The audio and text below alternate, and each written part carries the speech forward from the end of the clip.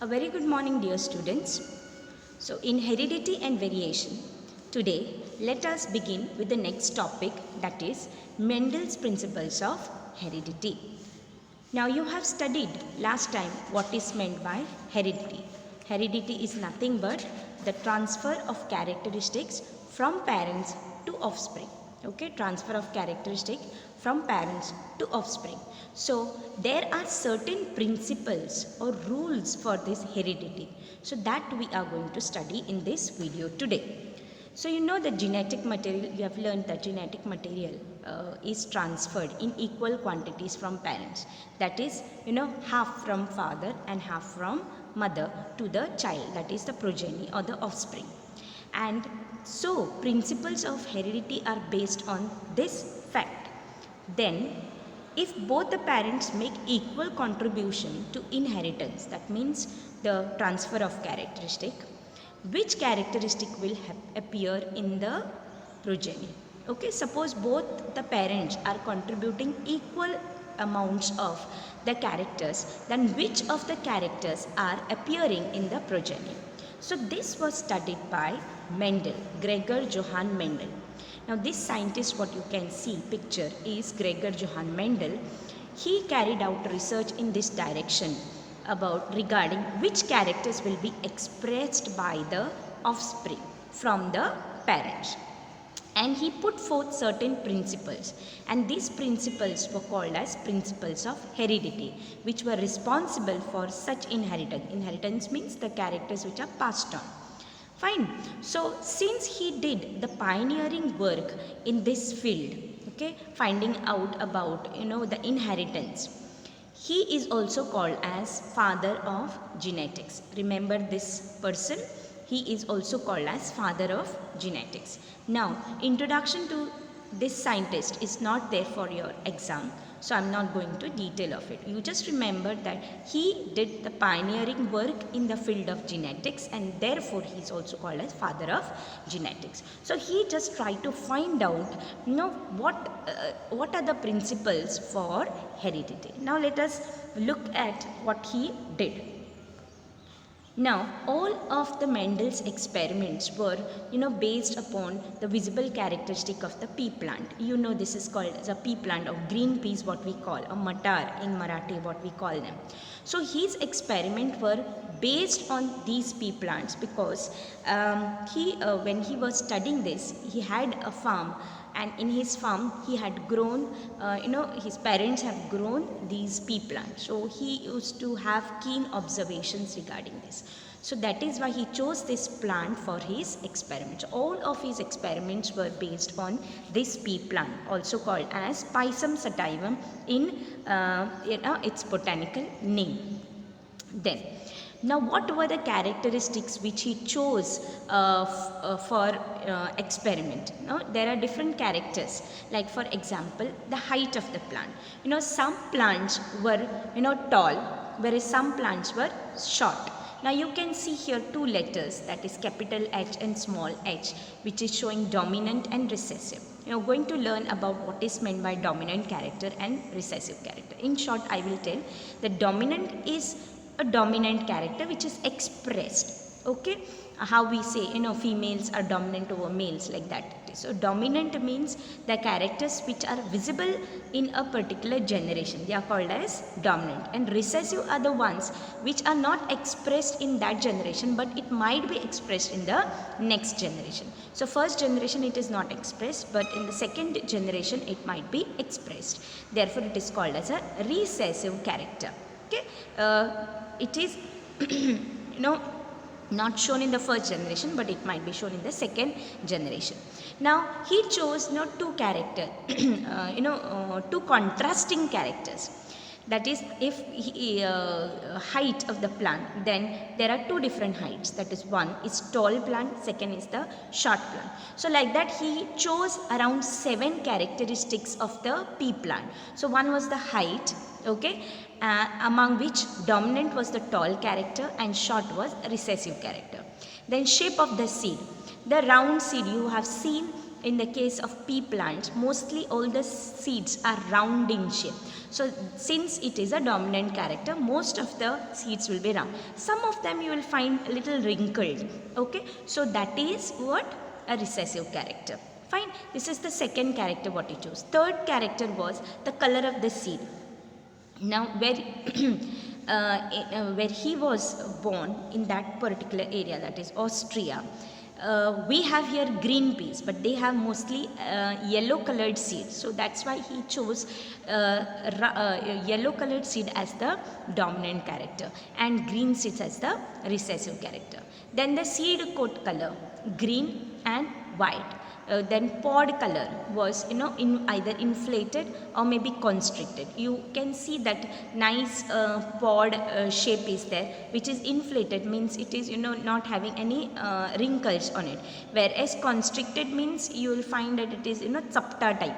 Fine. So another character. Then he also used pod color, flower, position of the flower. Okay, position of the flower, whether it is axillary or terminal. Terminal means the one which is growing at the top or the apex, and axillary means in between the branches when it is growing, that is called as the axillary character. So these were 7 characters of Mendel's which he chose of the Pisum sativum or the green pea, and he studied variations among the inheritance of all these characters by bringing out artificial crossing. Okay, artificial crossing, and he found certain certain characters which were dominant and certain characters which were recessive. Okay, like for example, just want to, in human beings also we have certain characters which are dominant and certain characters which are recessive. Dominant ones are rolling tongue. Most of you can roll the tongue, but some of them, only few of them cannot roll the tongue. So dominant character is rolling tongue. You can see I can also roll my tongue.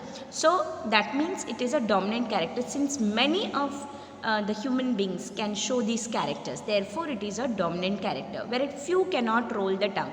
So it was called as the non-rolling tongue. Then presence of hair on arms. Okay, on arms, if it is there, then it is a dominant character. Only few people do not have hair on their arms.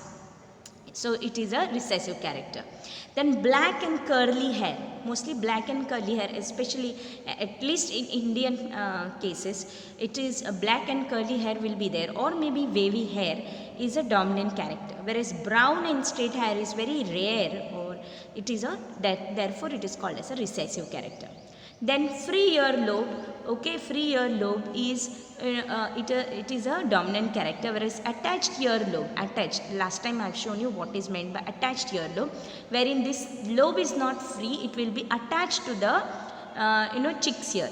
So that is why it is a recessive character. So these are some of the dominant and recessive characters in the human beings. Okay, so now we shall study the following, we will now study about the crosses to clearly understand the conclusions of Mendel's experiment, what exactly he did. For that he did one cross that was called as the monohybrid cross.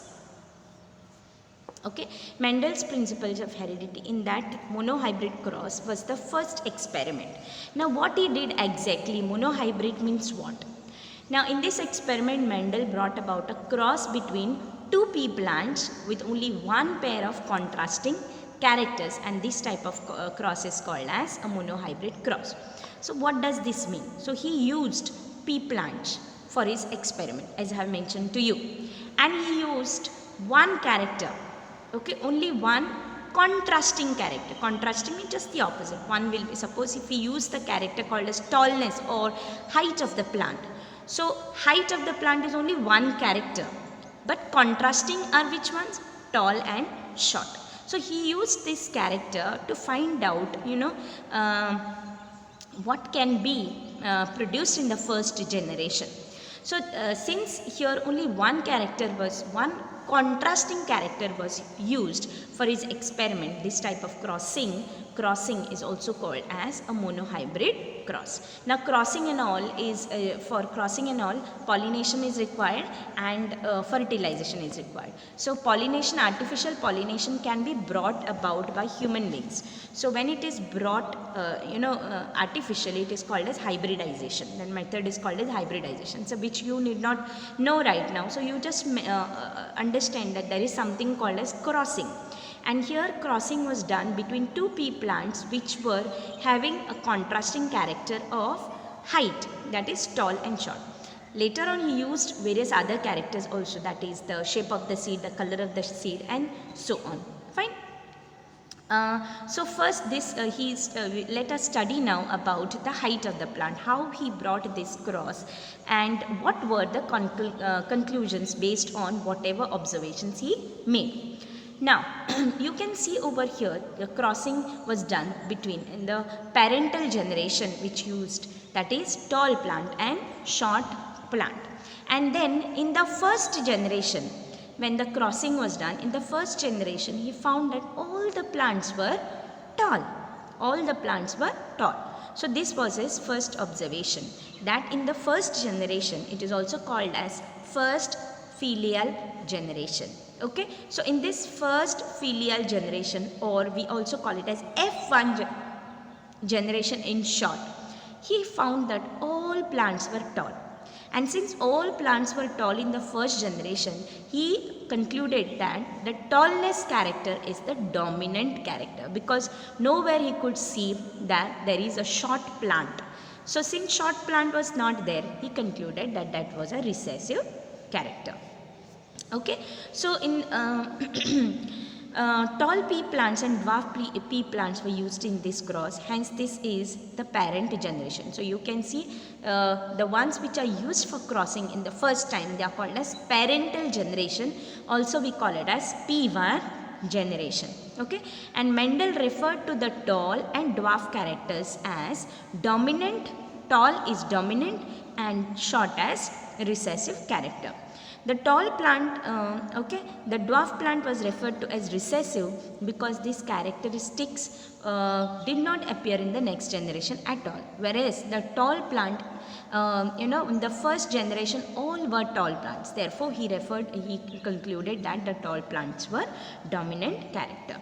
Now, this experiment has been presented by a Punnett square method. You will understand now what is that Punnett square method. Let us see now the diagram of how this experiment was made. You can see over here, you have seen that all tall plants were there. Then you can see there is a difference between, the letters. In the P1 generation, that is a parental generation, tall and short, capital TT was there for tall and small tt was there for short. Whereas in the F1 generation, you could see that there was capital T as well as small t. But they were, since there is one, allele of the gene and all, you don't need to understand. One small t is there. That means one recessive character is there. So still they are shown tall. So then this capital T, small t, again they were self-fertilized.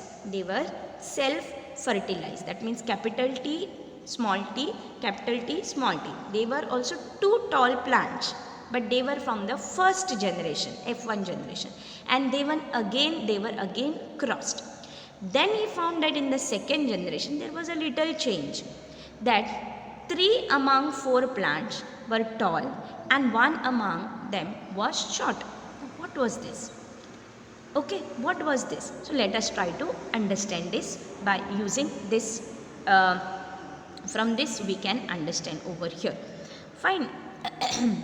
Now you can see that P or P1 generation, pure tall, that is capital T, pure. Okay, it is also called as something called homozygous character. Homozygous means wherein both the characters, both the factors are same. Okay, so that is why it is called as pure tall. And he used another contrasting character, pure dwarf, that is small t, two factors, small t. Once they were crossed. Okay, now once they were crossed, you can there is something called as gametogenesis, means the formation of the gametes, like male gamete and the female gamete. So whenever there is gametogenesis, these genes separate. Okay, these genes separate from each other and they form a single, they will have, the gametes contain only one factor, either capital T of the pure tall and small t of the pure dwarf. Once these gametes meet, you are getting an offspring which will have capital T as well as small t. So that means all tall plants, but one factor is capital T and another factor is small t. So this was F1 generation, wherein all tall plants were produced. Again, when these tall plants were self-fertilized, when during gametogenesis, again it splitted into two different types of factors. Okay, that is capital T and small t. Two gametes were formed. Whereas in the case of first generation, gametes were of the same type, of the tall capital T and of the dwarf small t and small t. Whereas here in the first generation, when there was gametogenesis, gametes were formed, there were two different types of gametes. One was capital T and another was small t. So when selfing was done, when cross between these was done, there was a different case. In F2 generation, 3 were tall plants and 1 was dwarf plants, wherein 2 were pure tall was 1, pure dwarf was 1, and 2 impure, or also called heterozygous, were 2. That is capital T, small t were 2. You can see, and that square itself is called as a Punnett square. So Punnett square or the checkerboard, you could find a result that there were appearance of 3 tall plants and 1 was dwarf plant. But when we see, the genes were different. That is, 1 was pure tall, 2 were heterozygous tall and 1 was pure dwarf. Let us understand now what I mean this pure recessive or pure dominant, or homozygous dominant and recessive, and heterozygous dominant. Let us see little ahead. So depending upon these observations, Mendel proposed that the factors responsible for inheritance of characters are present in pairs. Present in pairs means capital T, 1 pair, small t, 1 pair. But each of them, suppose capital T is 1 factors. So for 1 pair, there are 2 factors. For 1 pair, there are 2 factors. Either it will be capital T, small t, or capital T and small t. So they were in pairs. So this is one thing. Secondly, today we refer to these factors as genes. We are calling them as genes. Dominant genes are denoted by capital letters, whereas recessive genes are denoted by small letters. Genes are present in pairs. Tall plants are denoted by capital TT and dwarf plants are denoted by small tt. But during gametogenesis, these genes separate from each other, as I mentioned to you. Okay, and due to these 2 types of gametes, one containing factor T and the other containing factor small t, are formed. So this was some observations and conclusions made by Mendel. Now let us see what is meant by F1 generation and F2 generation. So let's see first filial generation, or the first generation. After crossing with the parent generation, we are getting first generation, and that generation is called as F1 generation, wherein all tall pea plants were seen. But appearance was tall. If we could see the genes, okay, the genes were different. Correct? The factors in that genes were different. Now why is this so? Let us understand about this. Now there are 2 different terms. One is called as a phenotype, second is called as a genotype. Phenotype means external appearance. External appearance, all were tall plants in the first generation, correct? But were, these were visible characteristic of the organism.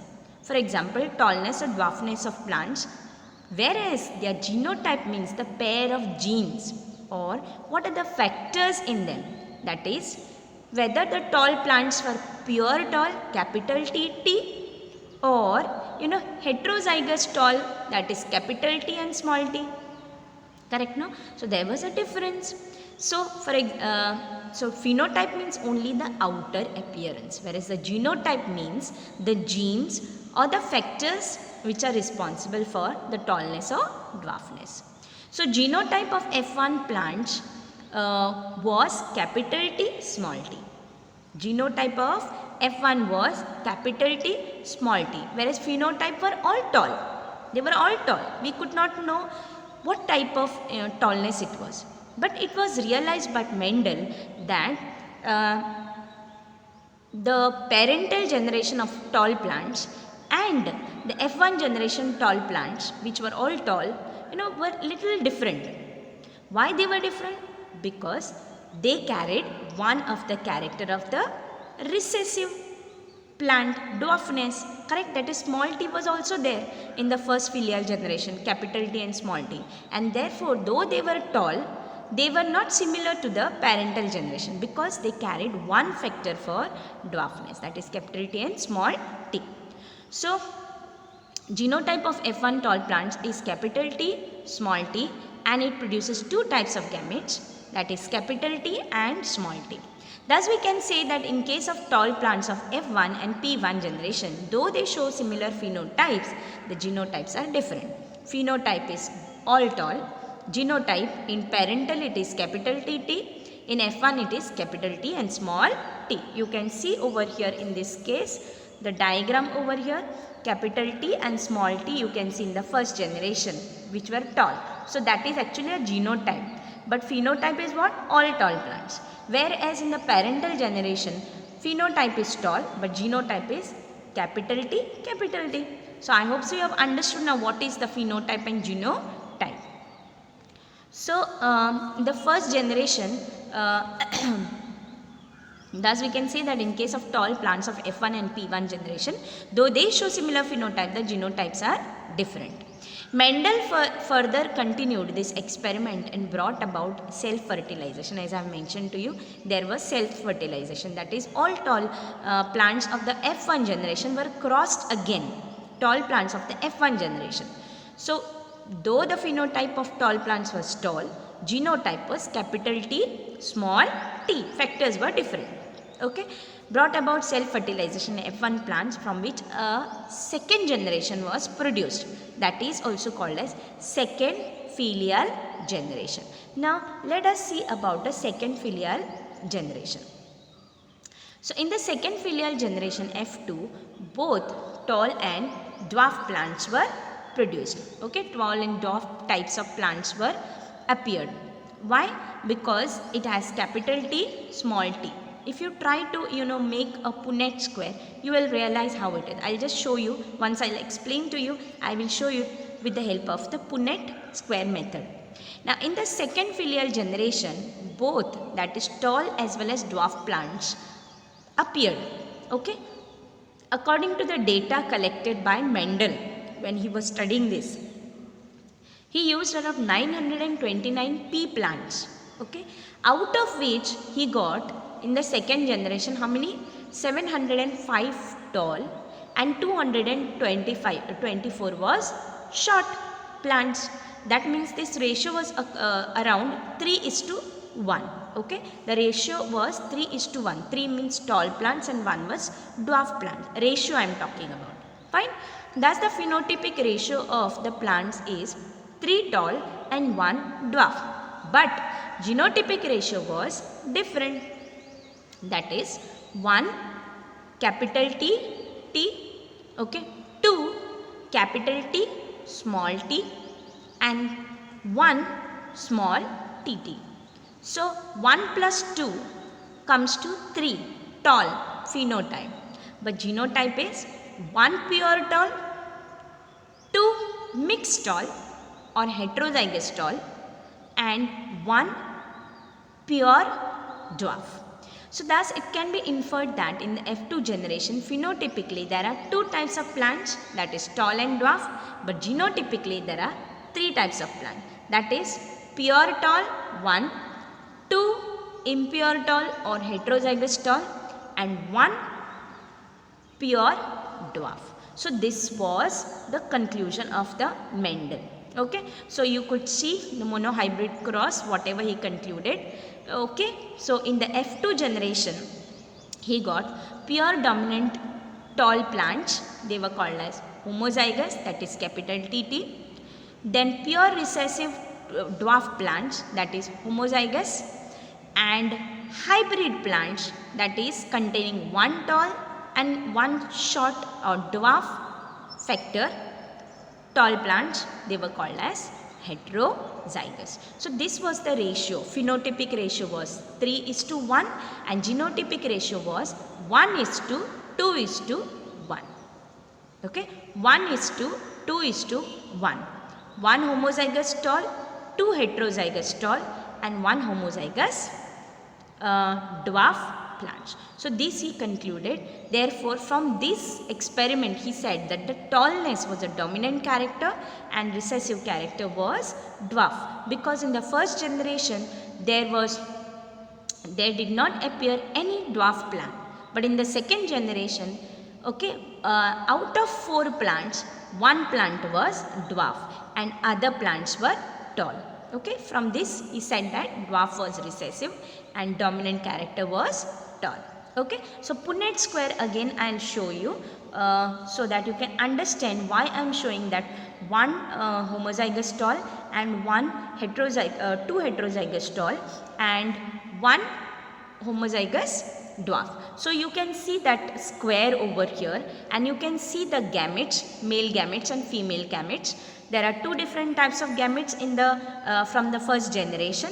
That is, since capital T and small t were self-fertilized, there were two different types of gametes, that is capital T and small t, and male and female was used. So you can see the square how it is, T and T when we take and again T and T this way. Then how we have to do? T and T, capital T, you are getting capital TT tall. Then down small t is there, that small t and capital T which gives you capital T, small t, tall plants again, but it is a heterozygous or it is a hybrid. Then this side small t is there, that T and this capital T, first one capital T in the row, okay, you get capital T, small t, tall plants which is also heterozygous or hybrid tall. And last one small t when you cross you are getting what? Dwarf, small t t. So this is how you are getting the genotypic ratio. Okay, genotypic ratio is 1:2:1. You can see down part genotypic ratio in F2 is 1 capital TT, 2 capital T small t and 1 small tt. Pure tall, hybrid tall and pure dwarf. So this was monohybrid cross. So next time we are going to learn about Mendel's dihybrid cross. Now monohybrid cross means he used only one pair of contrasting character. Next time we will study dihybrid cross wherein he used two contrasting characters. That is why it is called as dihybrid cross. And let us see what will be its phenotypic ratio and genotypic ratio. So I hope so you have understood this. You have to read and understand and try to practice this cross, then only you will understand, and it is very interesting to write.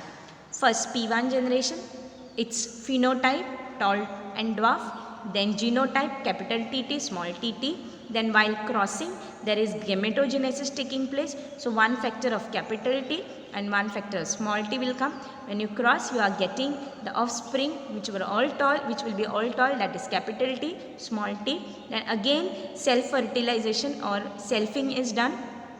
So wherein the first generation tall plants were crossed again, you are getting two different types of gametes, capital T, small t, and then you, with the help of Punnett square, you can easily find out how many will be tall, how many will be dwarf, how many will be pure, how many will be hybrid, and dominant and recessive characters. So this is regarding monohybrid cross. Next time, in the next video, we will learn about the dihybrid cross. So till then students, bye and thank you.